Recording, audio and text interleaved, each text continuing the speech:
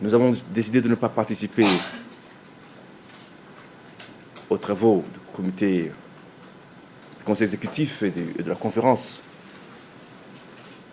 pour des raisons qu'on peut peut-être décliner en deux ordres. La première raison, c'est qu'on a voulu donner un message à la Commission de l'Union africaine, qui a fait la sourde oreille aux sollicitations légitimes de notre gouvernement par rapport à des agissements contraires aux standards internationaux, contraires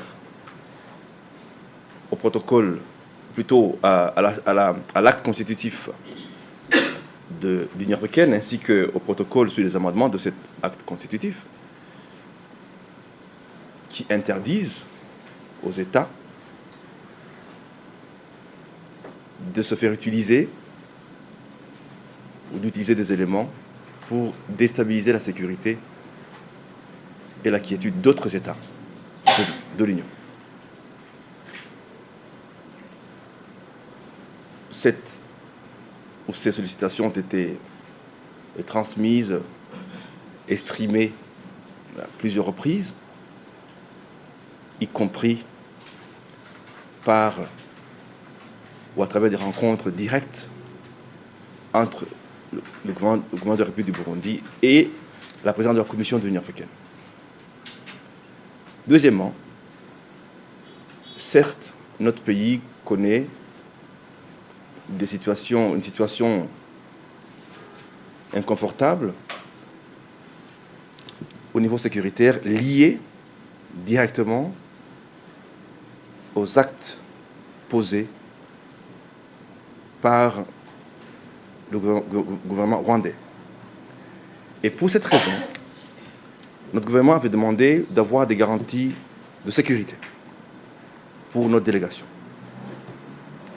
ministérielle et présidentielle. Ces garanties ne sont jamais venues. Et nous avons estimé donc que ce n'était peut-être pas prudent de participer à ces assises à un niveau aussi élevé sans que ces garanties soient données. Pour ces deux raisons, principalement, notre pays a choisi de ne pas participer et de ne pas cautionner un exercice peut-être qui aurait été contre-productif.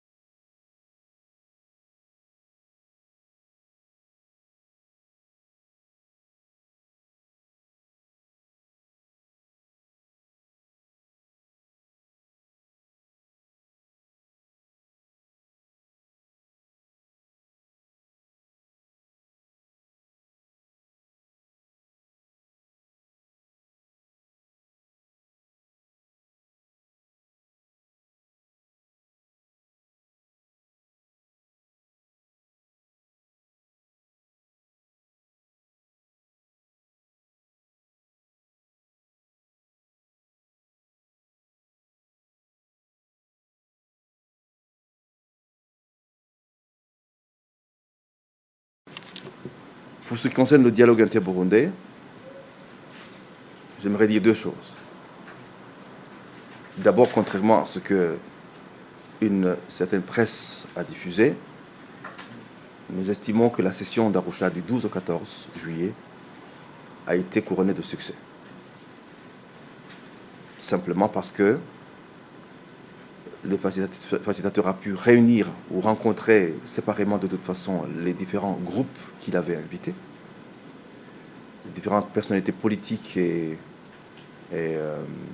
partis politiques qui étaient invités. Et chaque composante a pu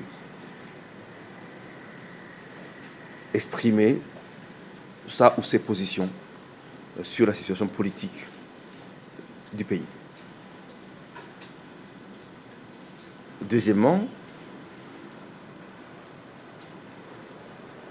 le facilitateur a proposé un ordre du jour qui reste au niveau d'un projet, mais qui, me semble-t-il, a pu recueillir le soutien de la plupart des acteurs politiques et des partis politiques et des institutions qui étaient représentées. Ce projet n'a malheureusement pas encore été consolidé, mais il me semble que aucun acteur politique ou aucun parti politique n'a pu le remettre en cause de manière fondamentale. Peut-être un réajustement ou un ajout d'un point ou deux, mais dans l'ensemble, les 8 points qui ont été proposés ont retenu l'attention des participants.